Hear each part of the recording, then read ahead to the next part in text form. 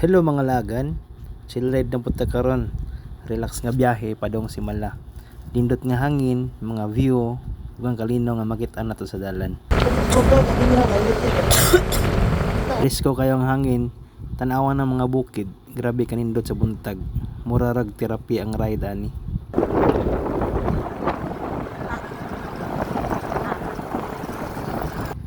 Pagasadaan mga lagan, dali ra ni. Mas maayo gud nga ready para wala na yung hunong.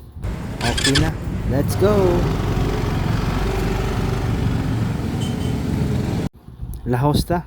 Pataas na ang dalan pero grabe gid kanindot tanawon. Ni mga bukid do, manag postcard.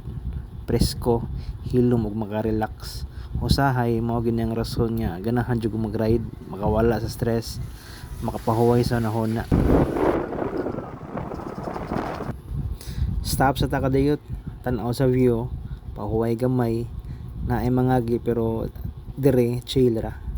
Usahay kinahanglan ra nato nga moment ning ani ron ang walay pressure, walay kusog, just peace.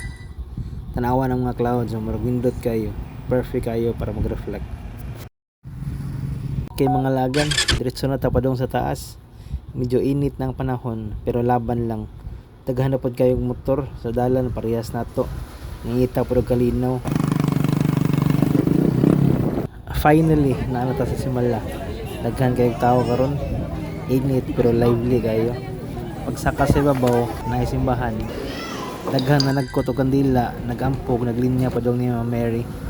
Peaceful gud kayo ang vibes. Siyempre, picture gamay. Dapat nagite souvenir taga ride.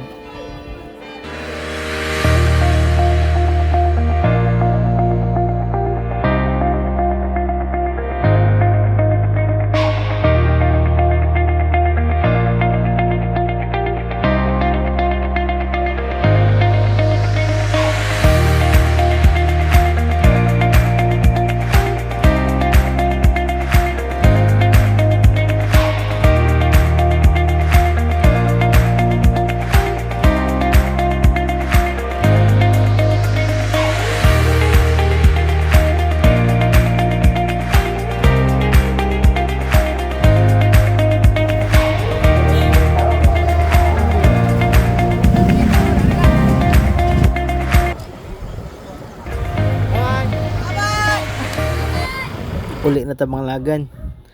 Nindot gyapon tanawon ang dalan pa uli. Bisan kapoy na. Ang hangin, ang view ug ang memories mo ni ang pinakanindot nga bahin sa ride.